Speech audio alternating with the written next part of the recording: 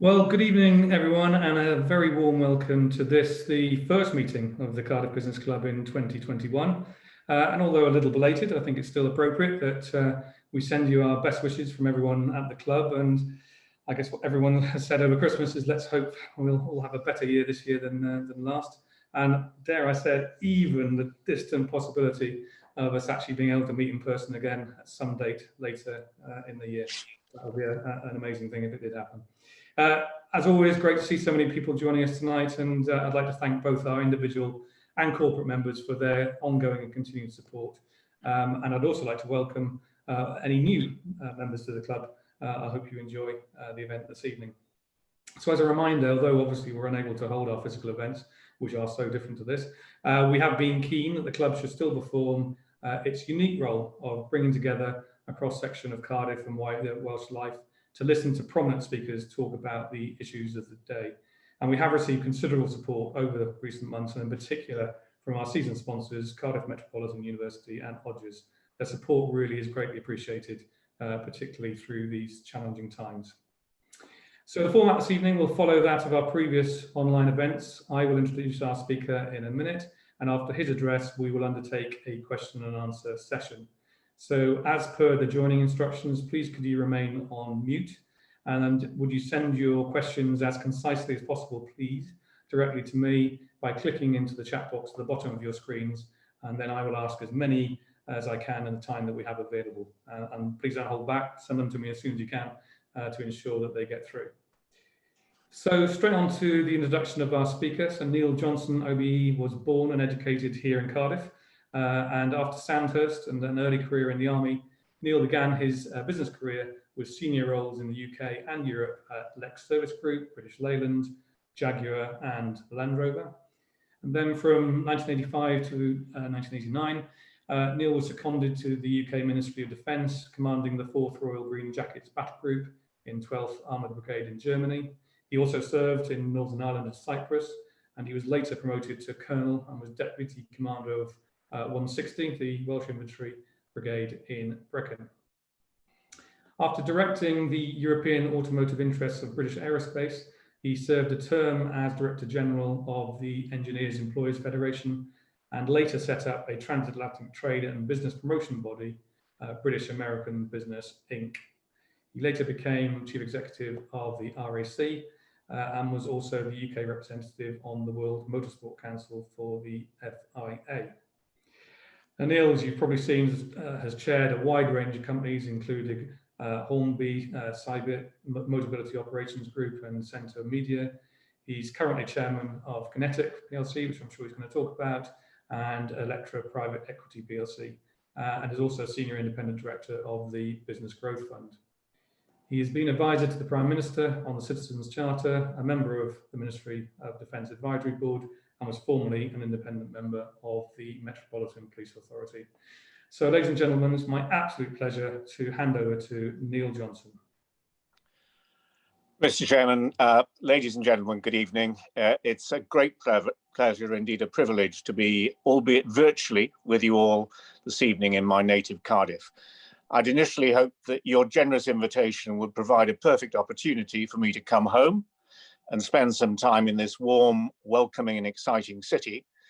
But here I am on Zoom from London, yet another piece of minor collateral damage of COVID-19. But there's something about the city of Cardiff which is very special and precious.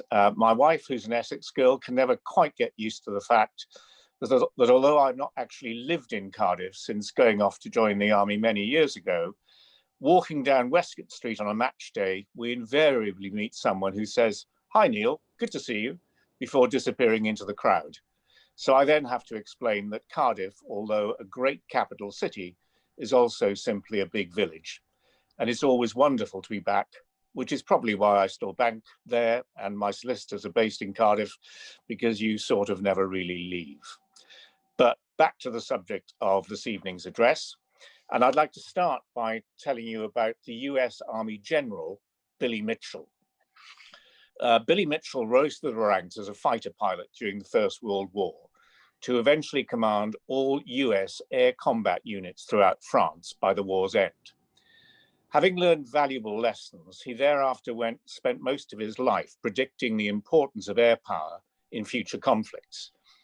But for preaching his ideas, he was banished to the Pacific by his land proponent superiors, where, in 1925, he produced a report predicting war between Japan and America, initiated by a surprise Japanese attack from the air. For his efforts, that some viewed as insubordination, he was rewarded with a court-martial and subsequently resigned from the US military. But he continued to campaign tirelessly about the coming of age of air warfare until his death in 1936.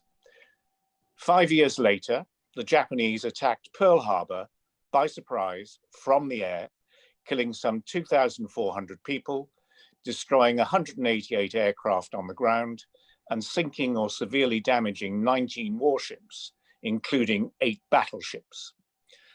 Although the US and its allies went on to win the war in the Pacific, aided in large part by the aircraft carriers, which had been championed by General Mitchell, that were luckily absent from the fleet moored in Pearl Harbor on the 7th of December 1941, this story shows us that to change established mindsets is difficult, especially when it comes to the future of significant policy issues such as defense, security, and trade.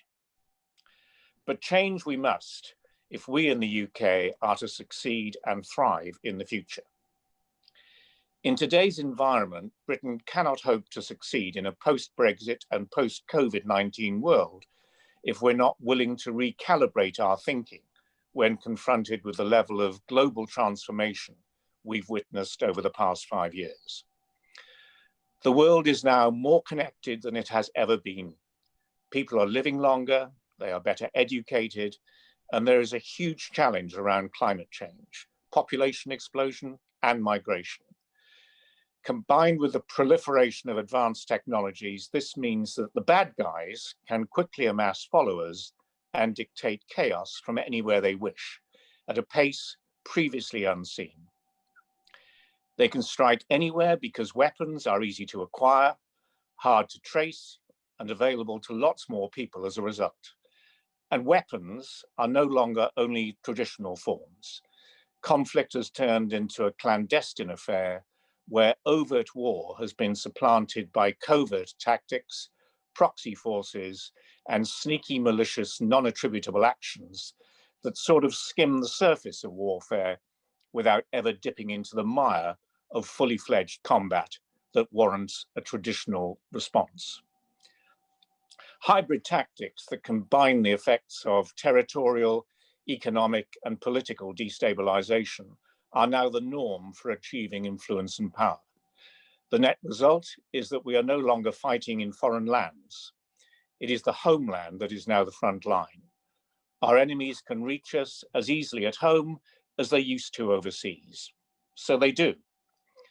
The London Bridge and Westminster Bridge attacks in March and June 2017, respectively, left a total of 17 dead and over 100 injured.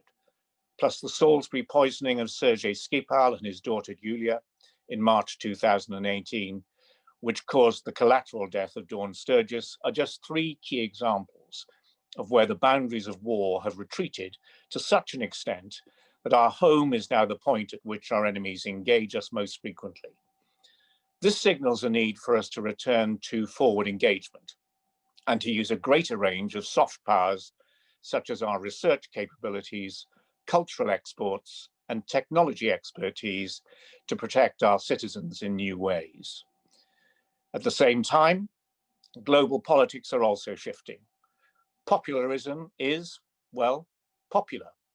As a result, the number of true democracies is declining, and with it, the social barriers to more dictatorial styles of leadership. And who knows where the recent events in the US will take us. This creates a challenging situation within which remaining democracies have to maintain stability and security, because populism tends to breed protectionism, which in turn leads to national isolationism. And this has a significant impact on the global networks that the West relies on for prosperity and security. In this environment, trade has become a weapon in its own right. The extraordinary tariffs, for example, placed on German and Australian exports by China in the wake of negative public announcement about Chinese affairs, shows the way trade and defense are being blended in the modern world. Similarly, the recently imposed US sanctions placed on 60 Chinese companies on the grounds of national security and human rights violations, plus the total ban on the use of some Chinese-owned social media sites, such as TikTok, unless the Chinese companies sell a large proportion of their operations to a US company in order to guarantee data protection, have served to seriously damage the international economic and trade order, as well as the security of the global supply chain. And let's not forget that the UK, Australia, Canada, and New Zealand too have recently come under political and economic pressure from the American machine, insistent that each reverse their earlier decisions on the use of Huawei 5G infrastructure or face sanctions, namely a full withdrawal from ongoing US trade talks in the case of the UK.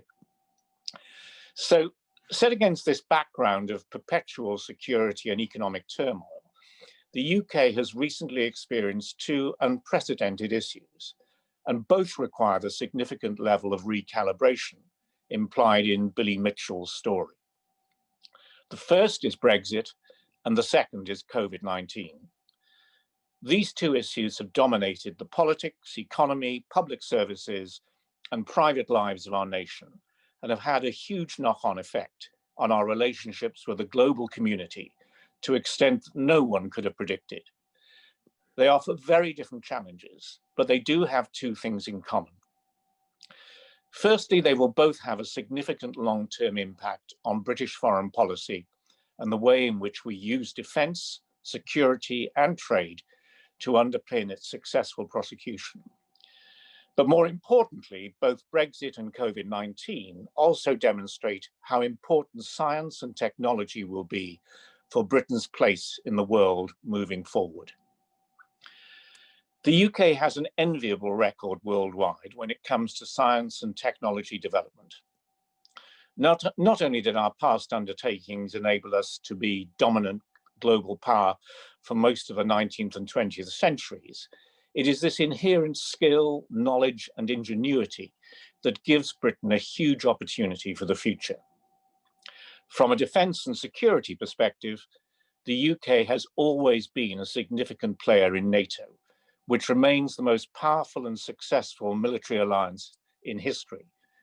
From its outset, NATO and Western coalitions have relied upon their technological advantage to ward off adversaries, be that Russia and China directly, or via engagements with them under the auspices of proxy wars in the far-off lands such as Malaya, Korea, Suez, Congo, Dhofar, Aden, Cuba, Vietnam, and more recently Afghanistan, to name but 9 major proxy conflicts. Such technological superiority developed from capabilities that have often started in the UK laboratories and test centres, and that have subsequently been attributed to US scientists by history sometimes, has had a deterrent effect in its own right. But that effect is waning as a resurgent Russia, and especially China, close the technology gaps with their own brilliance, which some say has been developed over decades of international students attending UK and US colleges and universities, and also by Russia and China pouring billions of rubles and yuan into programs that expand their sphere of political influence, such as the Belt and Road Initiative. So we establish new relationships and renew old ones across the globe. We must re-leverage our world-class science, research, technology expertise, because that is what other nations see as one of the most valuable assets the UK can offer. Looking at a post-Brexit world, science and technology can become the backbone upon which we build our foreign policy success, following our recent exit from the EU. But to do so requires a mission-led, innovative mindset with a collaborative effort across government and industry, where the focus is on rapidly developing the capabilities needed to help negate the threat in whatever guise it presents itself. Innovation is vital here to delivering modernization and operational advantage, which can often be exported or used by the UK as a means of gaining influence with a partner nation. Our exit from the European Union has triggered a pivot away from Europe, but towards the US and Southeast Asia. In addition to the deal with the EU, the UK now has some 91 other trade deals already in place, with countries as diverse as Canada, Chile, Egypt, Israel, Mexico, Fiji, Japan, South Korea, and Singapore. And negotiations are in the final throes with Australia, India, New Zealand, and of course the USA. And where trade exists, defense and security cooperation usually follow. When the UK entered the EU in 1973, we turned away from some parts of the world. Now we're rekindling those relationships, especially those with fast-growing economies. And if official communications are to be believed, many of the countries we need to deal with want to leverage our defense and security research and technology expertise as part of the trade agreement package with the UK. Now, this is not just important for Southeast Asia. It's important for all the relationships we need to work on. And it's a great way to cement our bond and remain relevant on the world stage, especially with the Five Eyes nations of the US, Australia, Canada, and New Zealand, with whom our security goals are so intertwined. For example, America is already our biggest security and defense partner, and it's also our largest nation-state trading partner. Whilst we have always understood the strategic importance of this relationship, there's been a slight divergence since the fall of the Berlin Wall in 1989 and the Cold War defense dividend was taken. But that's now changing, especially so as the US understands it's beginning to lose technology leadership race with China, and that science and technology are going to be key to protecting its citizens and developing prosperity. The US is therefore prepared to buy back the technology advantage, and some of our UK-developed cutting-edge and world-beating capabilities are going to be an attractive prospect for that relationship going forward. Take the example of hypersonic weapons. One of the market leaders in hypersonics is Reaction Engines here in the UK, which, when its capabilities were better understood, caused a feeding frenzy in the US that resulted in Boeing buying a proportion of the company just to gain access to the technology advantage. And there are lots more examples of the US trying to buy capabilities, especially where the technology can be used in both civil and defense arenas. We should therefore welcome the government's stated aim to stop the decline and turn the UK into a scientific superpower once again, in response to the so-called Fourth Industrial Revolution. We therefore eagerly await the publication of both the revised Defence and Security Industrial Strategy and the Integrated Security, Defence and Foreign Policy Review, both of which were delayed from the autumn of last year to mid-February this year due to the COVID-19 pressures. And then we'll see if the government has stuck to its initial rhetoric. Of course, the additional £24 billion over 4 years spending review secured by the Ministry of Defence is a most welcome outcome. But given that most commentators believe this will only enable the armed forces to mark time, one must question, is it enough? So from video games development to directed energy weapons, measurement science, space communications, novel space engines, cyber defense and cyber attack, data exploitation and manipulation, robotics and stealth techniques, the UK is perfectly placed to use this juncture in its geopolitical history to support our own and our allies' future defense, our security, our trade requirements too, as part of a successful foreign policy agenda. Importantly, this also gives us a means by which to extend our security relationships into other complex territories without having to put ships in the water, boots on the ground, or planes in the air. If Brexit has been defined by the splitting of nation states, COVID-19 has been defined by their coming together. During public health epidemics of past decades, the UK's response has been to retreat to a near backyard focus because of the weight of domestic challenge. This pandemic, on the other hand, has driven a level of scientific collaboration in the West only previously seen in times of existential crisis, such as war, with cooperative science and technology at the center of the activity. Take the Pfizer Biotech vaccine as an example. Conceived in the US, created by Turkish immigrants in Germany, manufactured in Belgium, and first administered in the UK. And then there's the collaboration between Oxford University and the UK headquartered AstraZeneca pharmaceutical company, which has developed the vaccine which will be produced worldwide on a not-for-profit basis. These examples make it profoundly clear that science and technology can deliver critical progress, but that requires partnerships.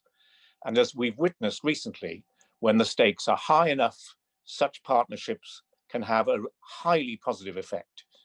It's also shown us that the ability to move science and technology out of the laboratory at speed will be both an advantage to allies and as a deterrent for adversaries alike.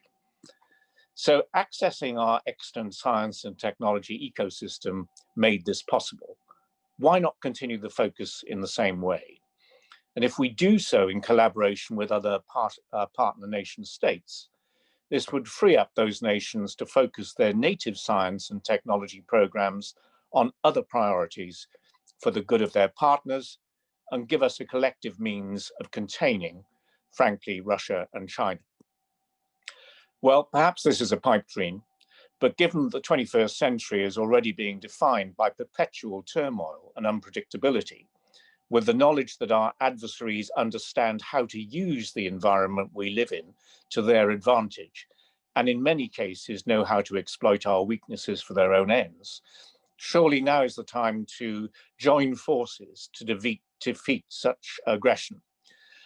The question is, could the UK lead this change? Grappling with the unorthodox approach of modern aggressors, from organized criminals to hostile states and even private militias, has become harder than we ever imagined. Yet there's much the UK can do, not just to mitigate the impact of our enemies, but to lead in the fight to get ahead of them and to endure this age of disorder. The Team Tempest approach to development of a new 6th generation fighter is a perfect case in point, where such an approach has started to work. Unlike the United States lead on the F-35 fighter, where collaborating nations have found that they've purchased a very expensive and highly capable system, only to later discover that the US has subsequently prevented them from accessing some of the deeper inner workings of the platform, the UK's stance on Team Tempest is to share every element of the design with the partnering industries across 4 nations to ensure agility and innovation is maintained, and to seek out best practice in development at all stages. Such an approach is to be applauded, and long may it continue. But its application wasn't easy to begin with, given the inherent mistrust that existed between some of the participating companies, particularly over intellectual property rights to their own technologies. And that said, as trust and governance procedures have grown, so has the innovation, and the UK is bound to reap the capability and economic and political benefits as a result. In this environment, a well-defined and assertive foreign policy is essential for protecting the realm and delivering prosperity. And I mention prosperity here because prosperity remains at the heart of being able to defend the nation. So as we start to define our new relationships with global trade and security partners, the current situation presents an enormous opportunity for Britain, especially this year as the UK assumes presidency of the G7 and can dictate the direction of travel. It's therefore important that we enter these relationships from a position of strength in our foreign policy goals. And whilst we are resetting our relationships around the world, now is the time to invest in this endeavour. In the world of geopolitics, our research, science, and technology expertise make us hugely relevant to the ambitions of the nations with whom we need to partner. And investing in these capabilities today not only enables science and technology to support successful defense, security, and trade, it will make us a more attractive partner in our allies' eyes, and as such, holds the key to a wholly successful foreign policy that enables a worldwide sphere of influence through the application of soft power. It's important to note that investment in research, science, and technology is required even if the UK decides to buy its equipment and/or services from other nations, because a deep understanding of the related technology is essential if we're to be an intelligent customer who's clear on its capability requirements and is able to scrutinize the resultant offer on which we will be spending some of our limited resource. So this is not a take it or leave it proposition, it's a necessity in any event. That said, given the economic fallout of COVID-19, it is yet to be fully understood. Plus, of course, there are a plethora of other competing priorities for government. Making decisions on how to invest in research, science, and technology will undoubtedly be hard. But from what we're hearing from government officials, the growing number of determined influential advocates who believe that science and technology should become the engine room for UK growth are, unlike the lone voice of poor General Billy Mitchell in the 1920s, slowly but surely winning the day and changing the mindset of the isolationist naysayers. Having now transitioned out of the EU and with the worst effects of COVID-19 hopefully coming to an end in the not too distant future, thanks in large part to our superb scientists and technology laboratories, we must look forwards and not backwards. Provided we change our collective mindset to one where we believe in our own abilities, with a fair wind and focused investment based on a collaborative environment, championed by government and delivered by industry, the dream of being able to say that the UK is, once again, punching above its weight on a global scale, and that the UK has returned to its heritage as a global science and technology powerhouse is, I believe, well within our grasp. I just hope that, unlike Billy Mitchell, I'm not fired for saying so. Chairman, ladies and gentlemen, that concludes my short address. Very happy now to deal with your questions. Neil, thank you very much. I can see some hands clapping. For me, some really thought-provoking comments there. I'm sure we will get lots of questions, I say, so please send them in to me, as I said, directly to me. And great to hear, given all the changes from Brexit and COVID, etc., that you see some real opportunities for the future for the UK. So that's really positive in itself. I've got a couple through here, so I'll just get the ball rolling on questions. The first one is from David Ainsworth, who is asking, do you see an increasing risk that cyber attacks could be used as a potential weapon against the UK, or are these already being used on a small scale? Chairman, thanks.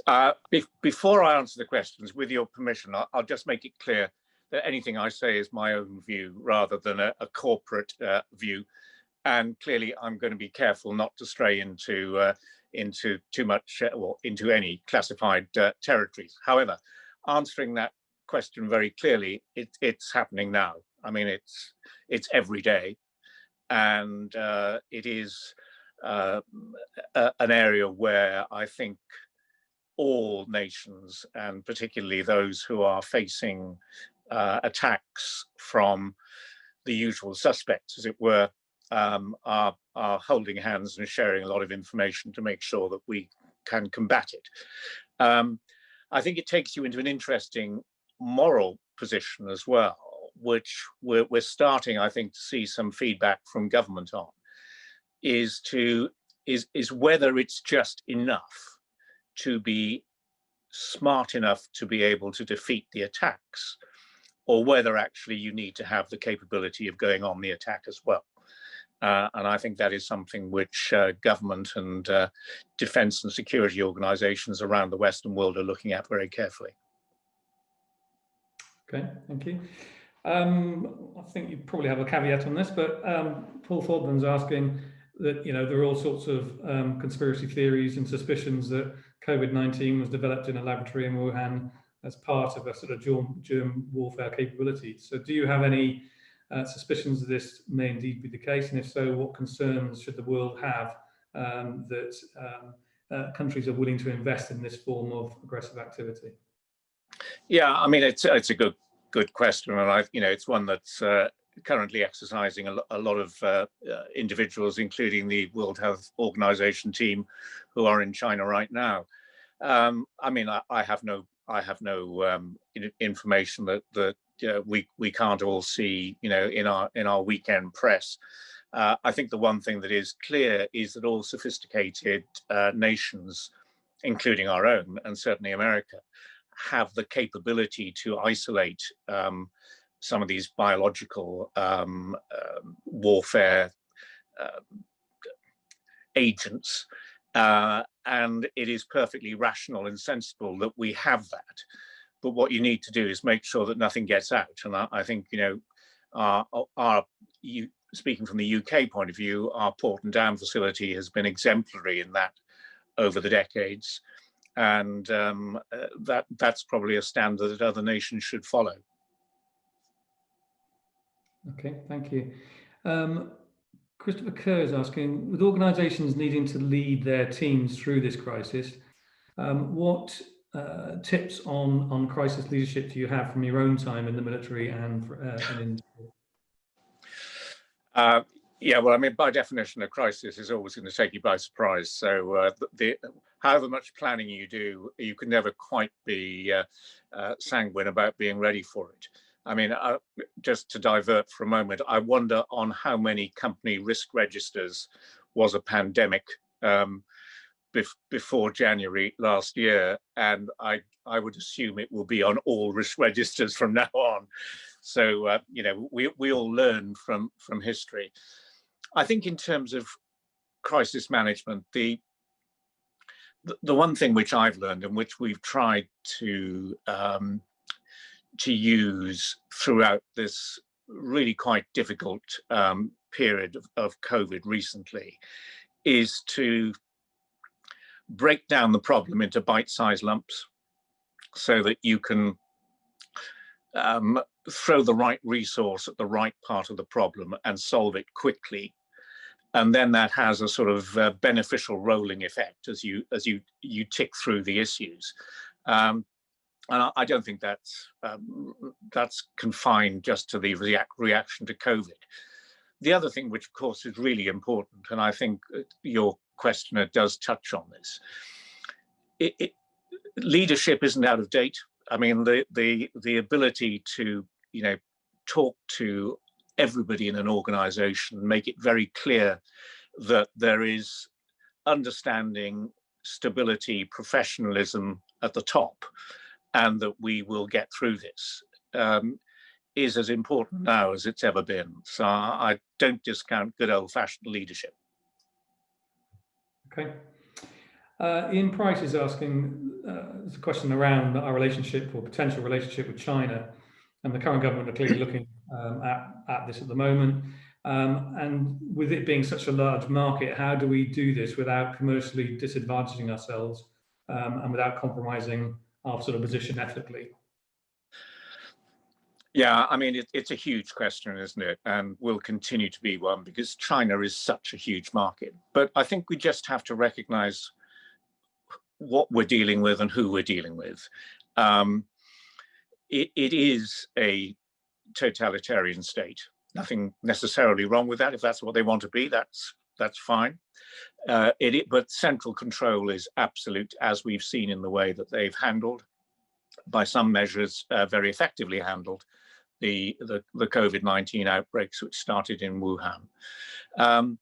There are big commercial opportunities in China, and we shouldn't be shy of going for them. But in the process of doing that, I think we should not compromise our own national security at the same time. So, I think it's one of those cases, if you know it when you see it. In my world, clearly we have to, in the defence and security world, tread very carefully in areas where we are potentially dealing with potentially hostile states. But there's plenty of other commercial activity going on that really shouldn't feel too threatened by that, I think. Okay. John Union's asking, where do you consider Wales's standing in the world effectively to take advantage of the current and expected post-Brexit trade deals? Well, I mean, I'm biased, of course, but I think Wales has a sort of unique, and I base this on traveling around the world, has an almost unique positioning in people's minds. Of course, we're known for rugby and singing and all that stuff, but also as a very good place for business.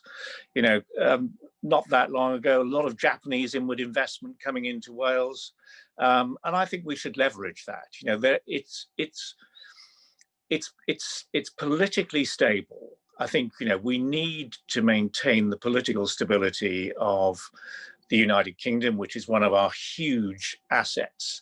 The ability of any inward investor to recognise our commercial acumen which is underpinned by a legal system and a democratic system that everybody understands. That is very, very precious, and that's as important in Wales as anywhere else in the United Kingdom, I think. Okay, moving to another nation. This question, with you having served in Northern Ireland and being at the heart of seeing, the divide that used to exist there, what impact do you think that the decision for us to leave Europe will have on maintaining that relatively stable environment?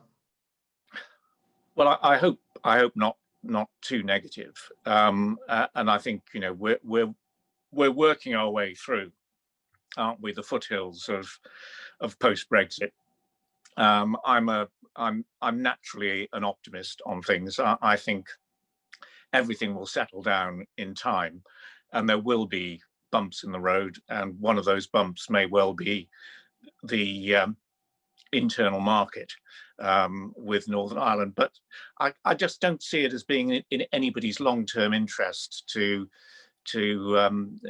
make that a long and lasting issue. It's, everybody wants to trade fairly. Northern Ireland remains part of the United Kingdom of Great Britain and Northern Ireland until the people of Ireland decide that's not the case. And I don't see any evidence of that right now. Paul Thorburns got another question.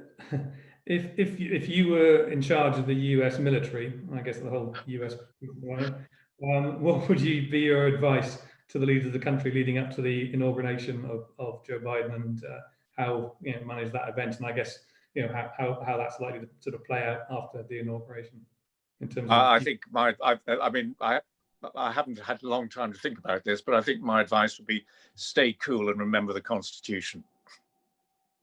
Yeah, absolutely. Well, I think we're sort of running towards the end of the Q&A now. I'm not seeing any more come through right now. I mean, for me, so I think we've had a fantastic insight to the defence challenges that are ahead of us. The very sort of big change to the threats and how we protect our citizens in the future. But equally, you've also talked about the implications of defence globally, and a relatively positive kind of outlook for us on opportunities to join forces with other countries and overcome those threats. Clearly the implications of Brexit and COVID-19 are far-reaching, which you cited, and the key for the impact of foreign policy is going to be really important. And what came through very clearly, obviously, was the whole role of science and technology being key assets for us moving forward. So, on behalf of everyone here and on behalf of the club, Neil, so thank you so much for joining us and giving us your insights this evening. And hopefully, we might actually be able to see you in person in the not too distant future. It'd be good to have dinner with you. I look forward to that. Thanks, Scott. Thanks very much, everyone. It just leaves me to wrap up. Actually, just want to kind of just reference some sad news. Actually, that this is unfortunately happening almost at every meeting. But just to sort of unfortunately just announce the death of one of our members, Bipin Petrola, who was taken into hospital on Christmas Day with COVID and unfortunately passed away on the 6th of January. He was a proud Sikh, Freemason, liveryman, and member of many clubs and societies. And he was a very active member of many communities, and we always enjoyed having his company over the years at the club. So I just wanted to mark that. So I hope you've all enjoyed this virtual meeting, and in particular the thoughts and comments of Neil, which I'm sure you have. Our next event will also obviously be held online, and that's on the 9th of February. It's an extra event actually, when we will hear from Professor Cara Aitchison, who is President and Vice Chancellor of Cardiff Metropolitan University, who of course are also one of our season sponsors. And amongst other things, she'll talk about the key challenges that have been faced by the university and higher education in general during the pandemic, which have been pretty difficult. We'll then welcome Rob Lindley, who is Managing Director of Mitsubishi UK, on Monday the 22nd of February, where we'll have an opportunity to hear about the challenges facing the motor sector globally, and also the future of Mitsubishi, who announced last year that they were withdrawing from the UK market and won't be bringing any new brands into this market. So that should be an interesting one. And obviously all the details about these and future events are on the club's website. So thank you again to our season sponsors, Cardiff Met University and Odgers. We are keen to speak to any organisations who are interested in sponsoring the current series of virtual events. So if you are interested, please contact Paul Thorburn or Liz Brooks. So just to conclude, thank you all again for joining us. It's been great to see you. We hope that you and your families will continue to remain safe and well. And we'll look forward to seeing you again on the 9th of February. Thank you very much.